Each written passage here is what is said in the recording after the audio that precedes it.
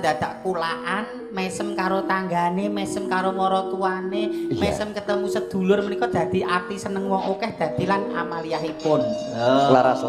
Dadi simpel. Ngopo ketemu tangga ulate buket, ngopo tanggane tuku mobil atine jundil-jundil, tanggane tuku gelang atine melang-melang. Lah, tanggane tuku kelas awake adem panas. Lah niku tak kleru gede. Mesem guyu. Nomor 1. Nomor 2, kalau senyum itu bisa memberikan energi positif kepada orang yang di dekatnya. Oh mimin kae kok diutang akeh nih kok mesem guyu.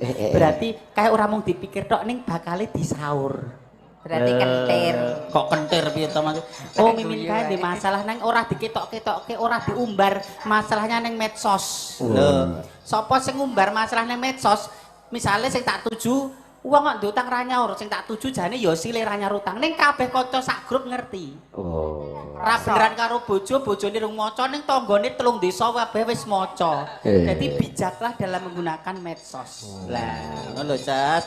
Ora bojone ning liwetke telat disetori. Bojone purik disetori. Anake nakal disetori. Dadi sing diniati rung maca malah wong telung kecamatan kabeh wis geger gede. Jane rukun malah dadi dardah lho. Dadi nek riyen sik setajam-tajamnya pisau isih tajam lambene wong. Ning saiki ana kejaba lambe ya kuwi HP kuwi lho, story kon HP kuwi lho marake. Marake geger genjik. Ayo pri ngadeg pri. Beri.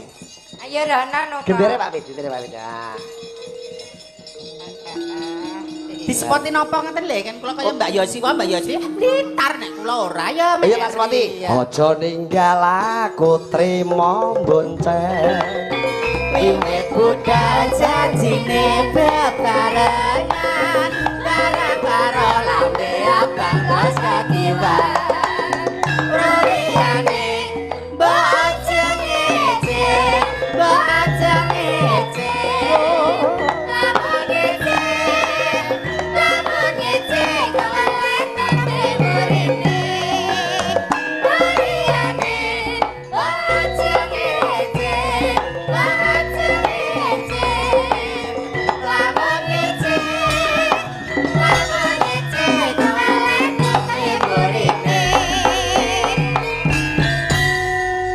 Lagu Aja Ngece karya Ki Narto Sadi. Nggih.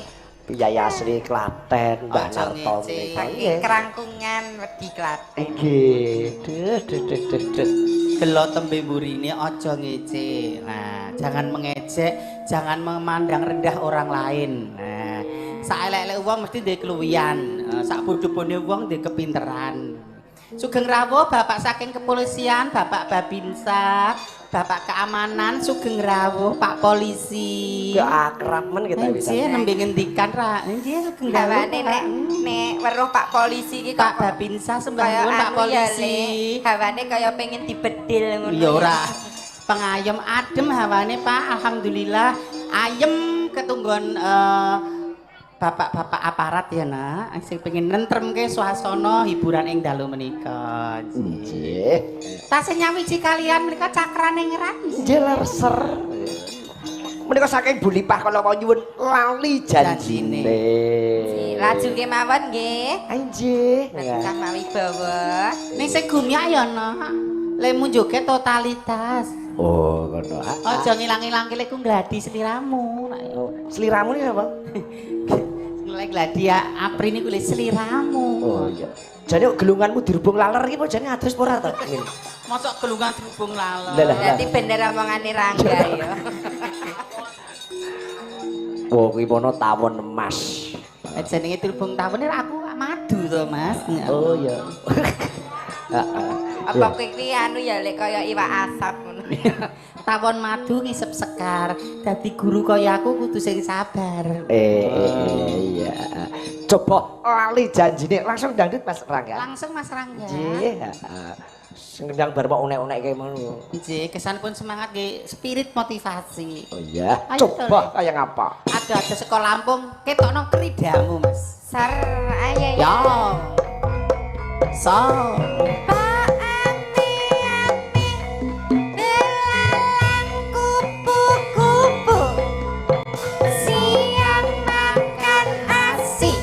Kalau malam minum susu.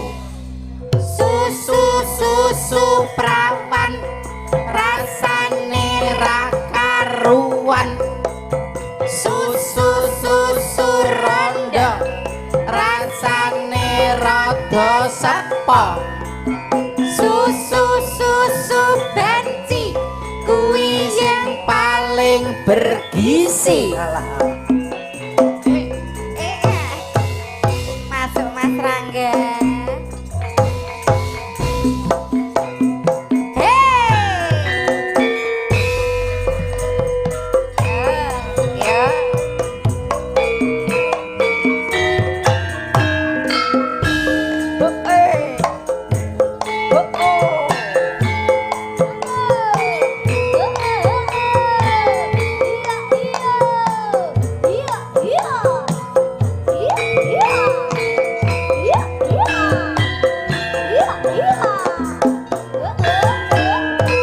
Iceki wir, iceki wir, iceki wir, iceki wir. Dina minggu sing tak tunggu kowe ngajak neng taman nanmu nganti lingser srengenge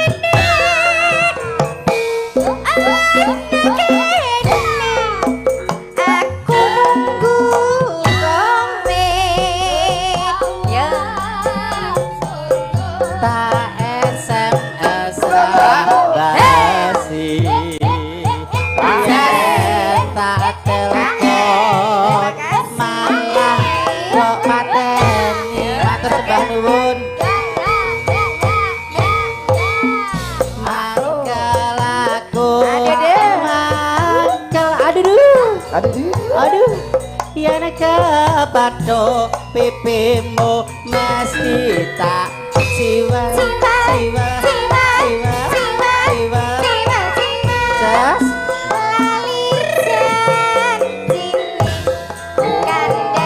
Matur nuwun.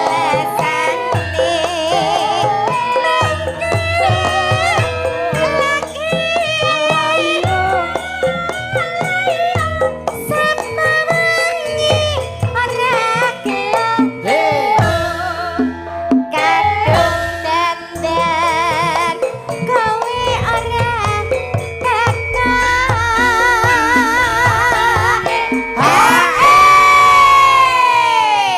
Sembah nuwun parinipun sawer mugi berkah lumintu. Amin.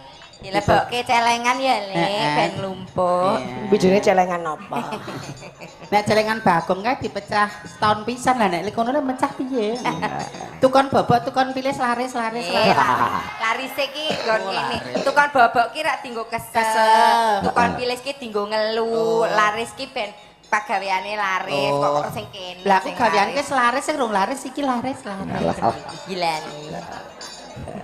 Ayo nah. Lah PKB ya pengen laris to Mas. Laris le nyambut gawe, laris le nyanyi.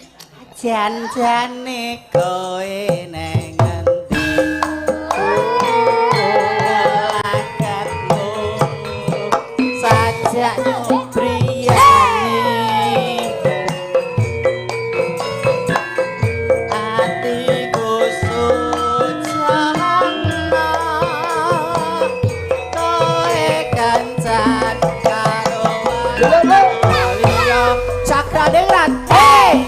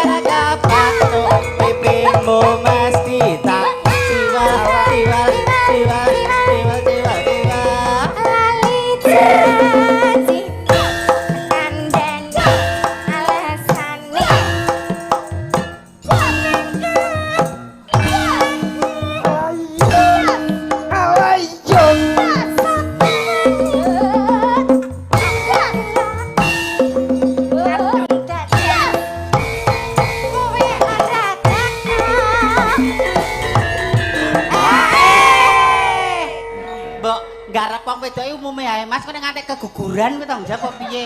Garep wong wedok umume ae kok sak penake wae. Ngentrok-ngentrok ngene iki ya. Rekoso bayine. Lah salahe mau seneni. Anjir, apa aja ngomong rasa lho, Mas. Ngomong Oke. tole. Oke.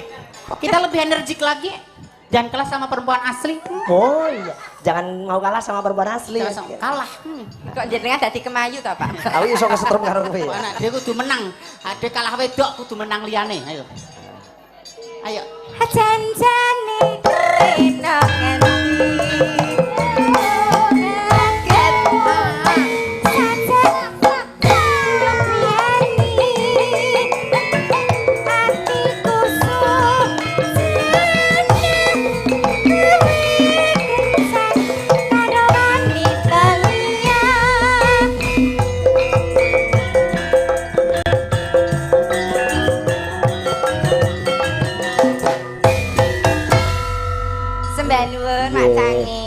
Sembah nuwun Mbak Apri Mbak Mimin.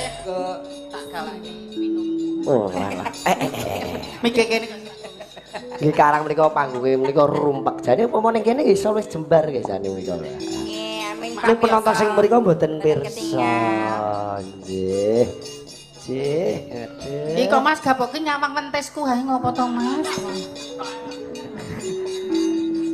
Kuwi mau Mbak Apri Mbak Mimin no. Wah, edian tapi ya. Iya, kok cantik-cantik kaya ngono. Ayo, Iki aku jane duwe Apri Mimin ning ora pas ora mangkat iki. Sapa? Rani Utari. Ayo, Iki sono pramundutan no. Ya, Mumpung ditenggani Mas Anom Subiarto barang Pak Konco. Iya. Komplit iki no. Ya, Iki ana sing nyuwun mau podang kuning lali janjine.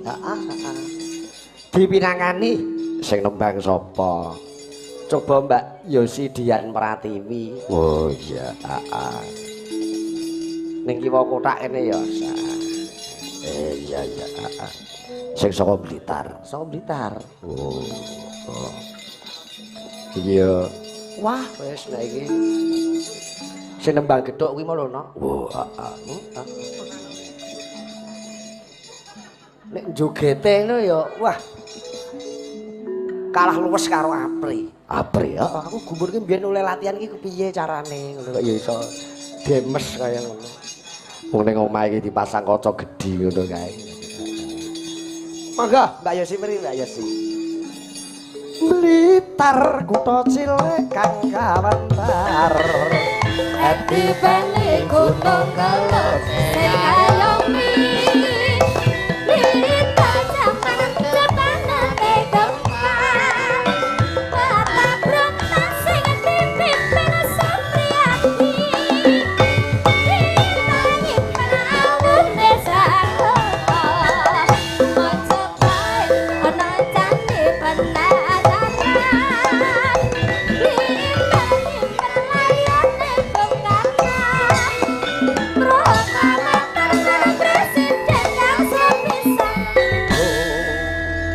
Dalu Mbak Yosi. Lajeng dalu pucange Mbak Limbo sugeng dalu.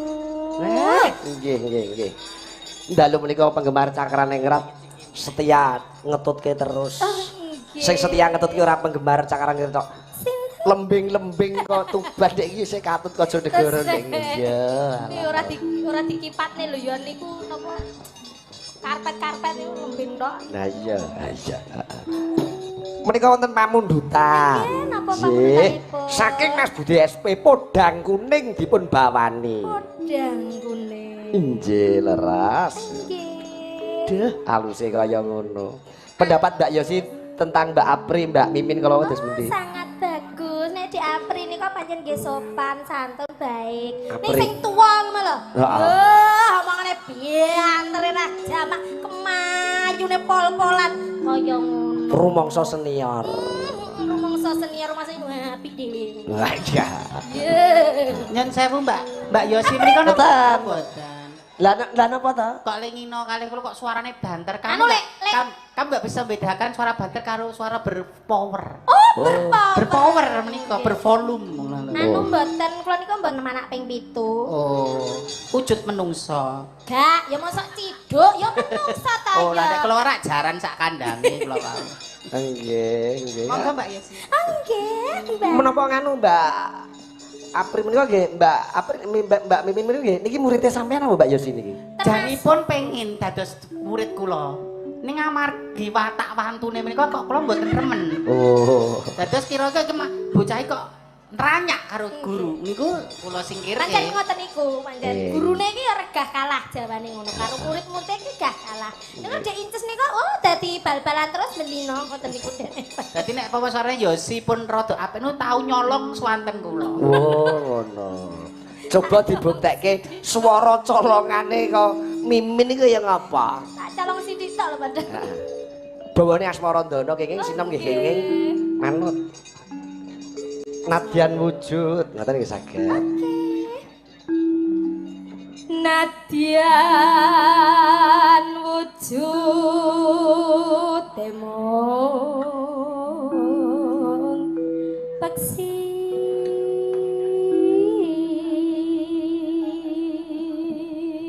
Yo apik nek swara colongan kok Mimin iki. Nggih niki ndek niku sakjane Mbak Mimin niku nggih ngeten iki swantene duka kok terus rusak apa kakean gorah apa Yo piye to ya. entek diapek murid-muride iki dadi jekne. Mbak Yosi menika swantenipun sae. Heeh. Nah, nanging masih belum termasuk kategori istimewa. Menika derengen sih. Dereng. Urung mok wene resep Nembe kuncine. sae. Nggih butuh proses. Oh, proses nggih. Cara sekolah rung tamat mergo wis beradat kok.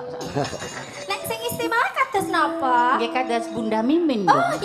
iya, banci siji. Bundase bunda kok bundas. Bundas ya babak bundas.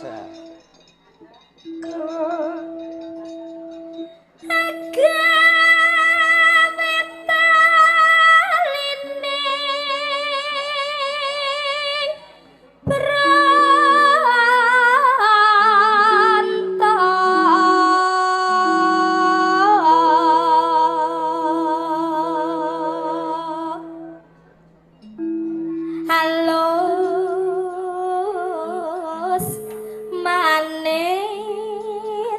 tur merak ati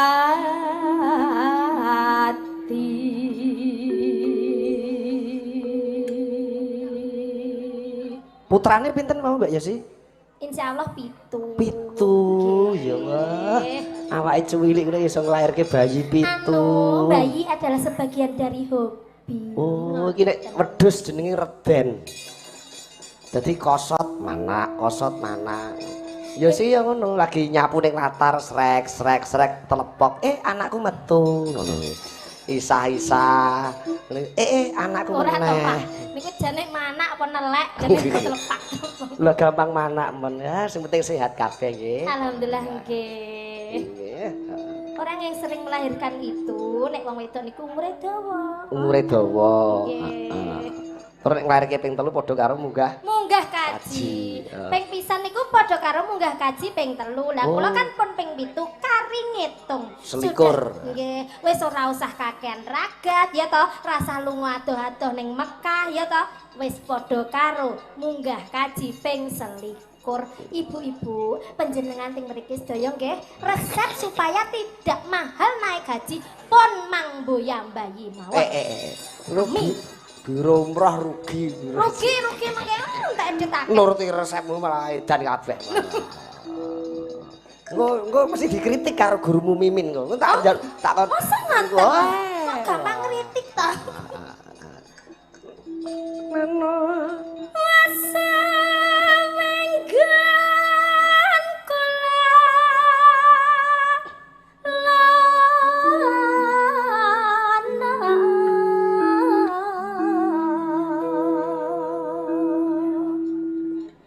golek isi podahan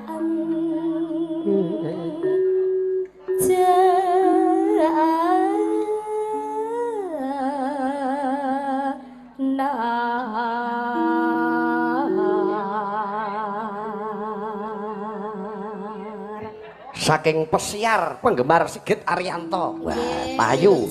Mas Prayitno. Nggih, nyimak sembah nuwun. Mas Jemblok niku nggih. Jemblok ST Mas Yoyok Mbitingan. Nggih, saking Kota Baru Kalimantan Selatan nggih nyimak Sige Channel, Pak Suwono Hadi Pranata. Sembah nuwun king Saleh Pak Turyono nggih sembah nuwun. Jayapura barang Mas Bagio nyimak.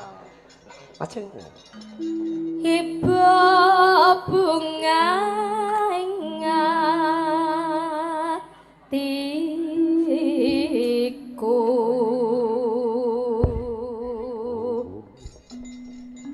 nyanding bisa dadi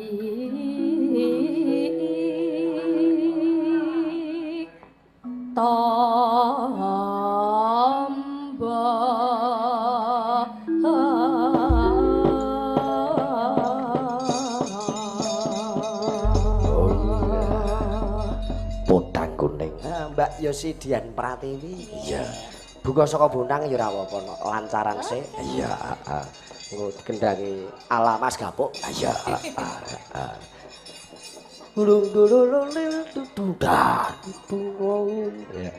Karya Pak Darno Ngawi. Dangdut. Mangga.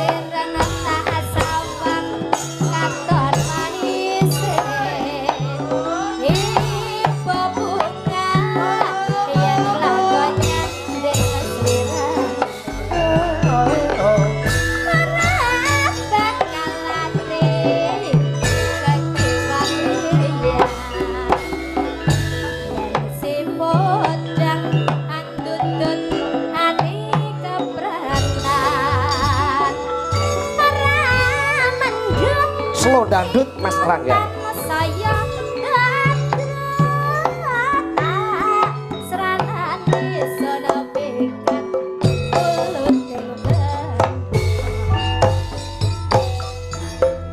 Cong ding cong cong cong cong.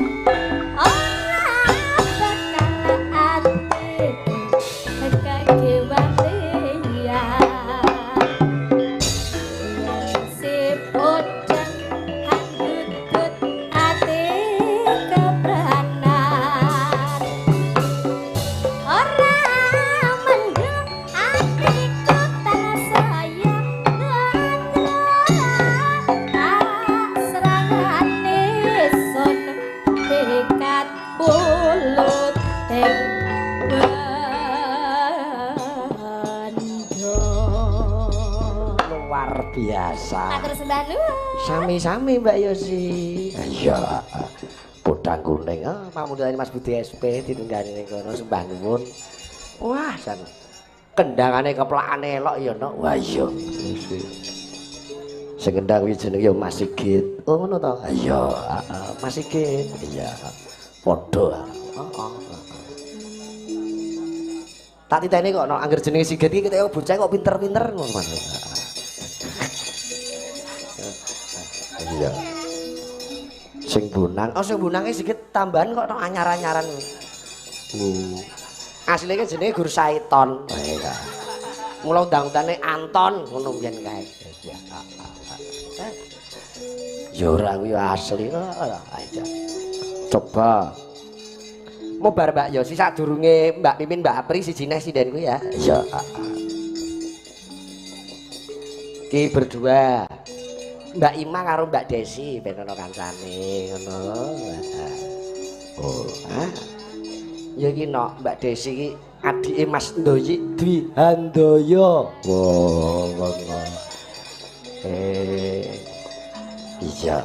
Sak omah iki seniman kabeh. Iya,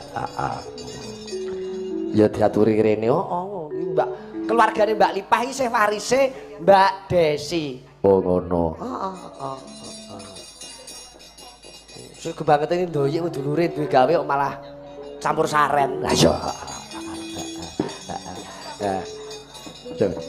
Metaraman kok, Metaraman. Monggo Mbak Ima, Mbak Desi.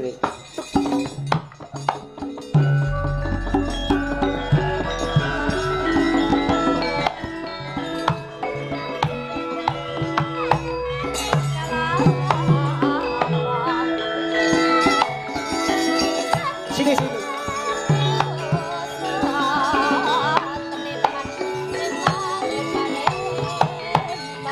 Ngetan paling ulon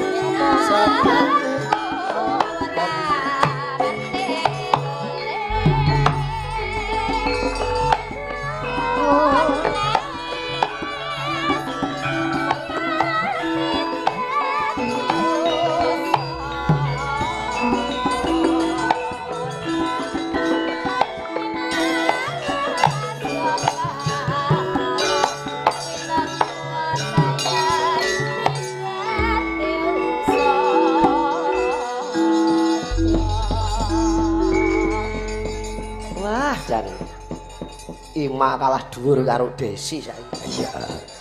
Biyen iki cilikane Desi isih alah isih. Isih umbelen nggih. Isih umbelen iki dolanku ning ngono ora nyono ora ngegiwa. Saiki daleme ana kene, gempol to ya. Nggih. Nggih. Tangga desa kalih mriki. Tangga desa kalih mriki. Putrane sampun pinten Mbak Desi?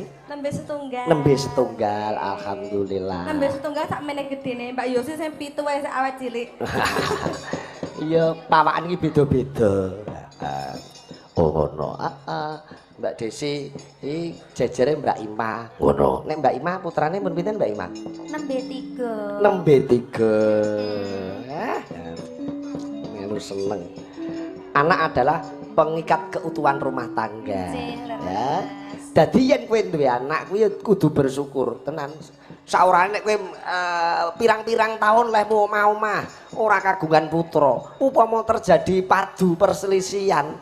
Wis Mas, aku ora kerasane urip carane ngene. Aku tak mulih nang omahe mbokku. Ini wong wedok kelakon mulih tenan. Langsung lunga ya. Lunga mergo gak ada beban ora duwe anak. Nek gadah putra, Beda nek duwe anak. Kowe nek pancen kowe kaya ngene carane, wis aku ora seneng karo kowe meneh. Nek aku tinggal ngeliya, nek aku tak mulih ning omahku koper dilerek ning alor.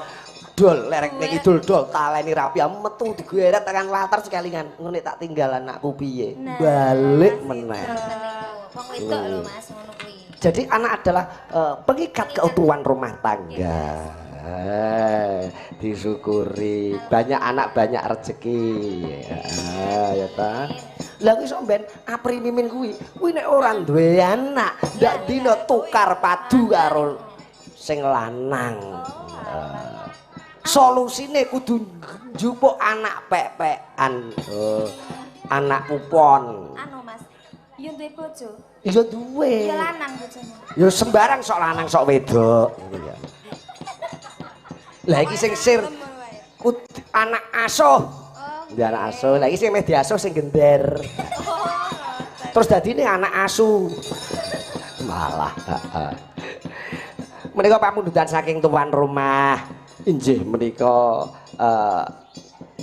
Nyidam Sari kalih Liwung. Oh, ngono. Iya, Nggih, saking keluarga tuan rumah wau ugi wonten ingkang ngersakaken Imbangono Katresnanku kalih Gubuk Asmara. Cocok. Mun mang milih pundi Imbangono Katresnanku napa Gubuk Asmara sing pundi? Sing mun bebas wong niki teng dulure Mbak Desi dhewe. Oh ngono ya. Iso rene iki mergo lantaran Mbak Desi rumasamu. Oh Maten ngono. napa nggih? Ha iya. Berarti iki melu Mbak Desi. Sak rombongan iki melu Desi kabeh rumasamu. Melu kabeh ya. Ora ono sing wani Macam-macam ra dibayar. Ora rawani aku. Mboten pun lunas sok awi ra melu-melu kok. Pun dilunasi Mbak Lipang ya, Mbak nggih. Urung lho aku. Jane sing kagungan kersa Salah sing dino, dibule Mbak. aku. Dalam Sing kagungan kersa sing dijane kok sing mboten ket. ngono. Iya maksudnya Mbak Lipang, pundi nggih Mbak Lipang nggih. panjenengane sing pundi ngoten lho. Ingkang ngagem baju biru Mbak Oh, ketingalipun. ngoten. Biru nggih. Mbok menawi nembe ngeloni putrane. Oh, wah, yamene kok kelon. Putrane. Lah iya kelon karo putrane kok. Napa Mbak Imbangono napa Gubuk Asmara? Nggih imbang ngono, tapi mungkin dangdute diminggani Nyidam Sari ngoten. Oh siap, siji gawe loro gawe. Masuk mboten? Masuk ora apa-apa. Masuk Iki ceblok. pengrawit her kabeh. Her niku. Oh, her iki pinter. Apa meneh disengkuyung iki Mas Aang kuwi. Tak Wah. kira herpes. Mas Aang iki pendemunge Nur Rasa dikeki notasi Pak Bono kandele 50 lembar iku lancar. Lancar. Langsung saged prakteke. Praktek tenan. Elok tenan. Wah, wis. Anggere mayang ning Jakarta sing ngiringi Nur Rasa rumasang. Wah. Ngeri.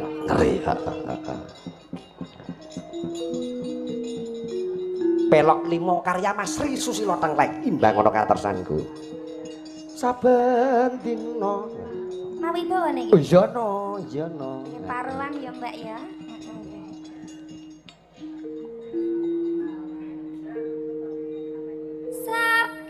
Saben dina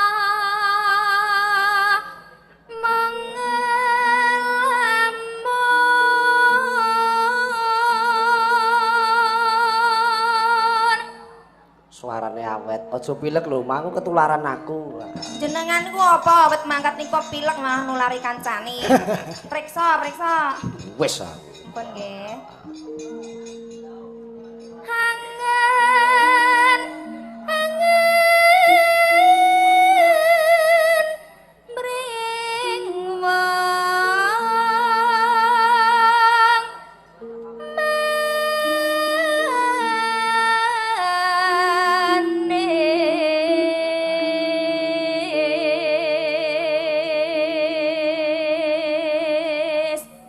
Pilek ora mari-mari aku semedi nampa wangsiting Bathara. Titah ulun ngger sigit. Iso waluya temah jati temah Nirmala lamun to ditambani widodari saka Klaten ngono kuwi lho Caca. Terus langsung Mbak Atri mimin langsung mari dan niku. Harap urip. Mbok jenengan sing mriki Pak, mosok kula diaweken mriko. Lah adohe iki lho. Ora lho, Pak. Ya ora mboten saged Pak mriko jalannya tidak memungkinkan ngoten. Heeh.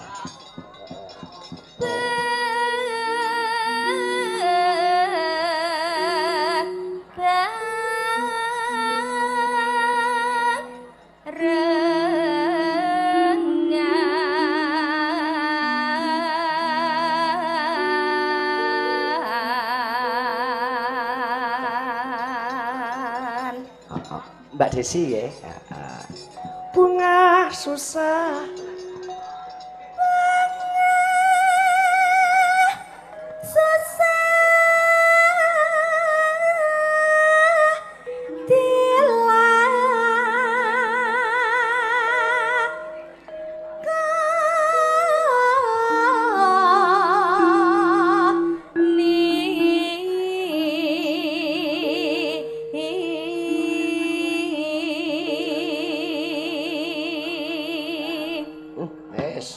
Sok iki dadi sindene Awang, Mbak Ima, Mbak Desi, tak paten. Sinden Cakraningrat 2. Iya. Perusahaane Cakraningrat loro. Cakraningrat 1 karo 2. Lalu. Apa?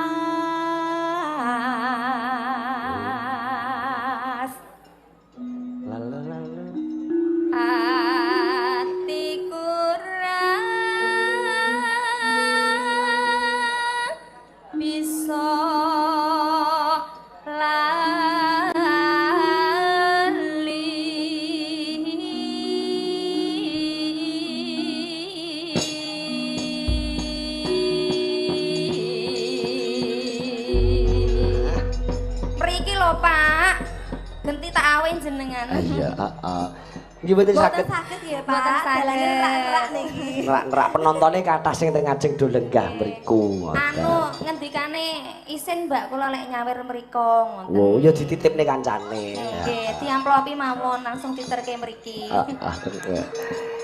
Buka saking vokal imbang ana katersanku mengke bablaske nyidam sari dangdut. Oh iya, ben kecakup kabeh. Iya. Mangga Mbak Ima. Saben dina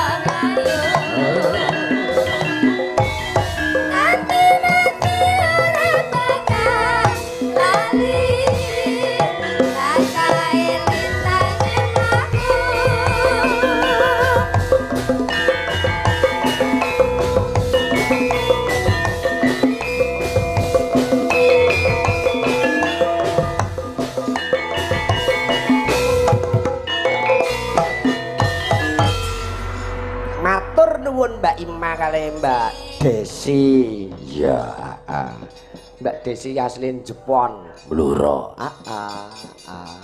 Saiki omah-omah ana kene no. Ya. Jarene koine akeh Des kuwi. Ya. Ya ngingu koi bareng. Oh. Berarti kita sesama penghobi koi. Ya. Aku terinspirasi ngingu koi iki mergo ana lagune kok no. Mosok. Koi apa koi? Kuwi. Coba Mbak Apri karo Mbak Mimin kan wis ambekan sawetara terus diaturi mrene. Oh ngono. Nek nyawang Mbak Apri Mbak Mimin piyayine katon bungah. Kuwi mertandani yen panjenengan iki imane kandel. Mosok lho piye to? Wong nyawang wong ki to iki imane tipis apa imane kandel ditonton saka pasuryane ki to. Nek piyayine selalu gembira, selalu bungah, wis pasrah totalitas karo sing gawe urip. Mergo uripe ayem, rumangsa aman. Ya ta? Nggih. Sabar nerima lan pas-pasan ngono. Kabeh iki tinakdir dening pangeran. Mula ya percaya Mbak Mimin karo Mbak Apri wis totalitas. Percaya karo sing gawe urip. Jenengan ngendikake Mbak Mimin Mbak Apri ki cahayane sumunar. Heeh. Mesem guyu terus. Heeh. Niku enten napa jenenge kula enten angger-anggere. Patokane. Mesem napa? guyu. Nggih. Dadi miturut agama sing kula yakini. Nggih. Sedekah sing paling murah kuwi ra ana liya mung mesem guyu. Mengke sambungin gara-gara. Oh nggih. Mergo geguyon kena ning ana watese mergo iki vripe ning nggone pagelaran wayang kulit. Oh iya. Mong sedilut engko gara-gara bar gara-gara sedilut terus tancep kayon. Oh ngono. Iya. Mesti kudu eling sajroning urip tansah